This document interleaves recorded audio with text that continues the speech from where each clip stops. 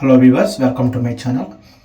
Viewers, మనందరికి కూడా అతి ముఖ్యమైన ఒక ఇన్ఫర్మేషన్ వచ్చిందండి. అదేంటంటే ఎగ్జామ్స్కి సంబంధించింది. మనం ఒక మూవీలో చూసాం కదండి. ప్రకాష్ రాజ్ గారు వెంకటేష్ గారిని అడుగుతూ ఉంటారు, ఏం చేద్దాం అనుకుంటున్నాం అని అంటే, నేను ఐఏఎస్ ఐపీఎస్ లాంటివి కాకుండా ఏదైనా ఒక చిన్న ఉద్యోగం చేయాలనుకుంటున్నాను అని అంటారు కదా ఆయన. ఎందుకంటే అది చాలా కఠినమైనటువంటి ఎగ్జామ్ అండి.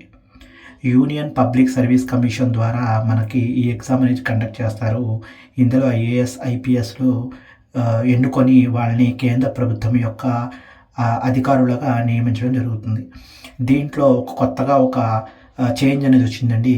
ఇదేంటంటే ఎవరైతే ఎగ్జామ్ రాస్తున్నారో, ప్రిపేర్ అవుతున్నారో వాళ్ళని ఐడెంటిఫికేషన్ చేయడం కోసం అని చెప్పి ఇంకా కొంచెం కఠినంగా దీన్ని చేంజ్ చేయడం జరిగింది. ఈ ఏఐ ఆధారిత టూల్ ద్వారా వీళ్ళని 8-10 సెకండ్లలో రికగ్నిషన్ చేసి వాళ్ళ ఫేస్‌ని మనకి వాళ్ళని ఎగ్జామ్‌కి అటెండ్ అవ్వడానికి పర్మిషన్ ఇచ్చే విధంగా దీన్ని రూపొందించడం జరిగింది.